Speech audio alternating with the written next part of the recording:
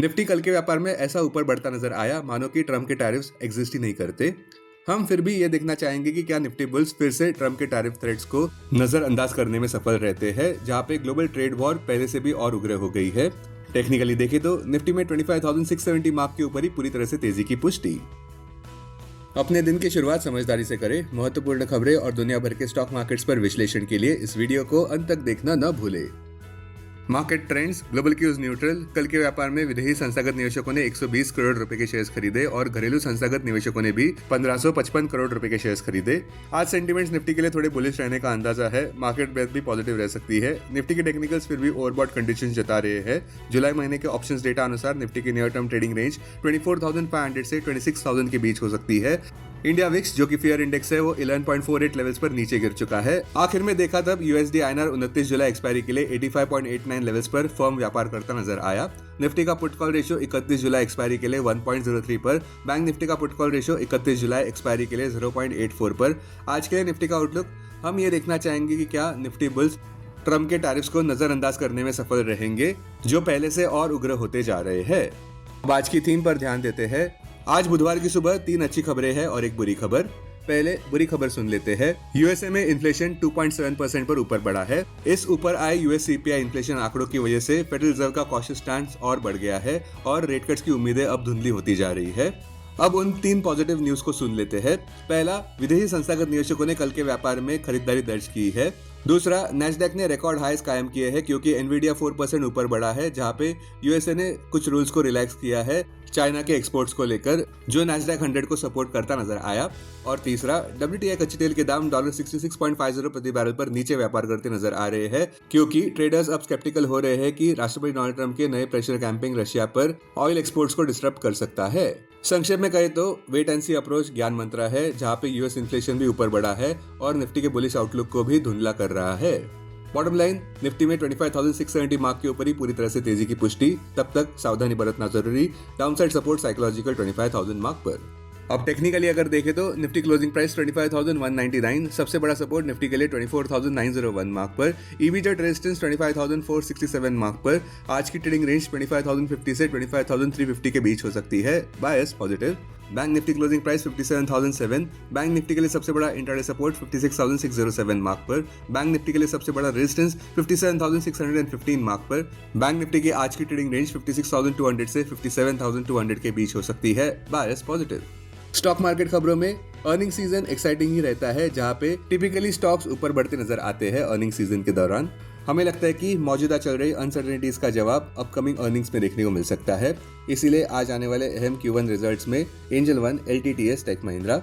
Stock specific खबरों में HCL take कल के व्यापार में 3.26% नीचे गिरा, जब कंपनी के Q1 रिजल्ट्स अनुसार कंसोलिडेटेड नेट प्रॉफिट 9.7% नीचे गिरा जून क्वार्टर के लिए।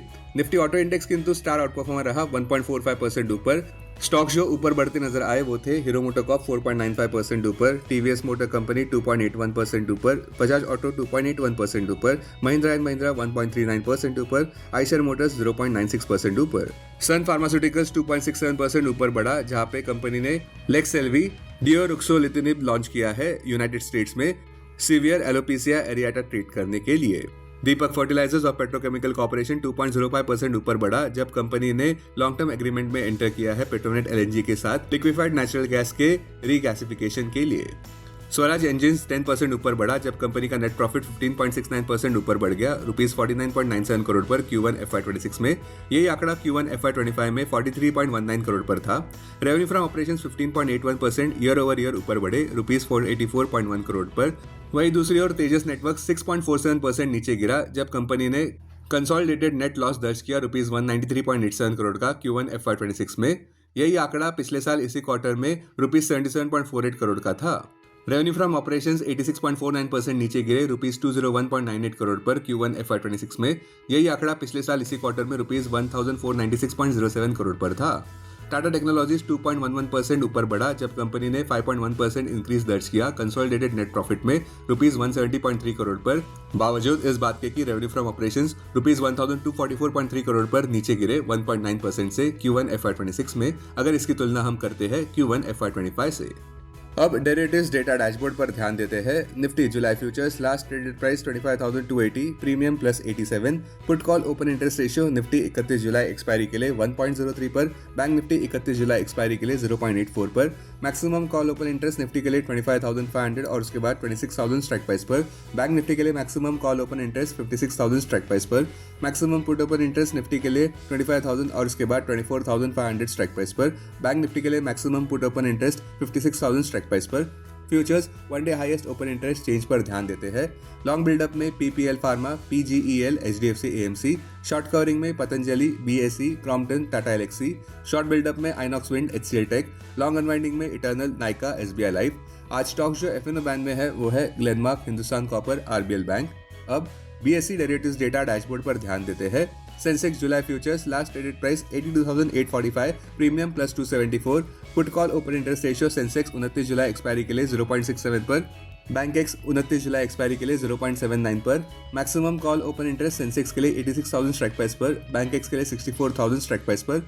Maximum put open interest Sensex के लिए 82,000 स्ट्राइक प्राइस पर, बैंक एक्स के लिए 64,000 स्ट्राइक प्राइस पर। Sensex closing price 82,571। सबसे बड़ा इंट्राडे सपोर्ट सेंसेक्स के लिए 81,800 मार्क पर, क्लोजिंग बेसिस अनुसार। इमीडिएट रेजिस्टेंस 83,500 मार्क पर।